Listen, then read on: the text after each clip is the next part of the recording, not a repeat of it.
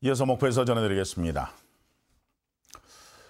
문재인 대통령이 경제 투어 일정으로 전남을 찾았습니다. 문 대통령은 섬과 해양 자원 등 전남이 가지고 있는 청색의 자연 자원을 활용한 블루 이코노미를 전남의 미래 발전 동력으로 집중 육성하겠다고 밝혔습니다. 박상훈 기자의 보도입니다.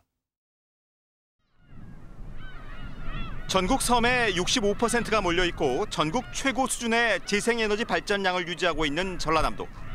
전라남도가 섬과 해양, 하늘, 바람 등 천연 자원을 전남의 새 천년을 열 발전 동력으로 제시했습니다.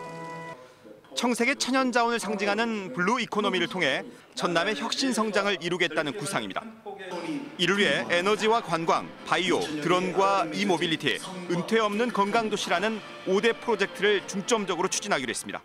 전남만의 청정 블루 자원을 활용해서 블루오션을 찾아내고 사람 중심의 혁신 성장과 지속 가능한 발전을 힘차게 이뤄나가겠습니다.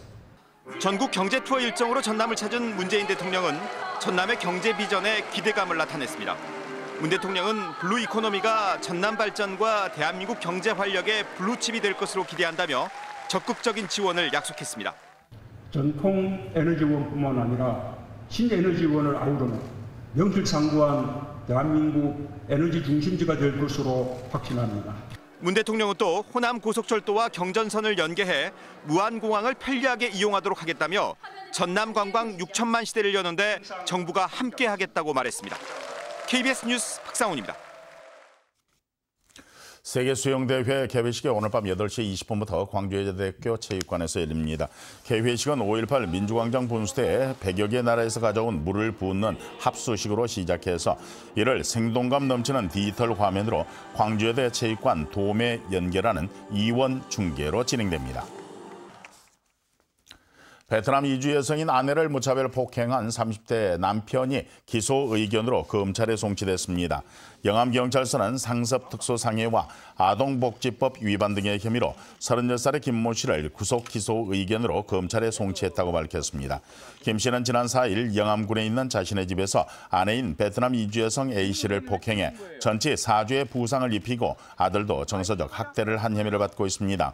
경찰은 또 김 씨가 지난 4월 베트남에서도 아내와 아들을 폭행한 것으로 드러나 혐의에 추가했다고 밝혔습니다.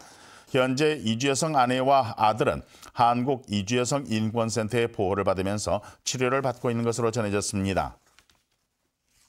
광주지방경찰청은 전자발찌를 차고 주택에 침입해서 모녀를 성폭행하려 한 혐의로 51살의 선모 씨를 구속했습니다.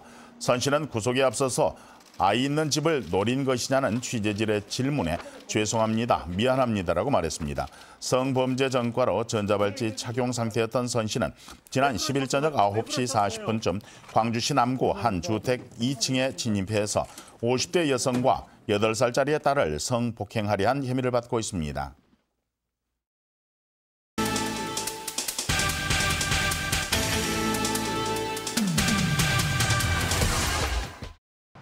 목포시가 목포 시민의 상 수상자 선정을 위해 오는 9월 2일까지 후보자 추천 접수를 진행하고 선정 과정에 참여할 심사위원을 공개 모집합니다. 목포시는 지역 사회봉사와 교육문화 등 6개 부문 수상 후보자 추천서를 받아 최종 수상자 1명을 선정할 예정입니다.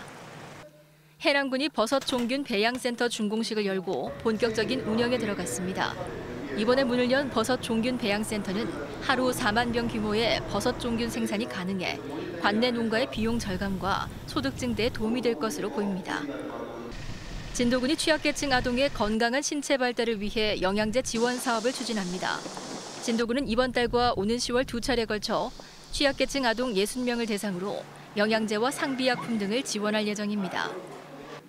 행정안전부의 2019년 제2차 행안부형 마을 기업에 목포와 영암 등 전남 지역 13개 기업이 선정됐습니다.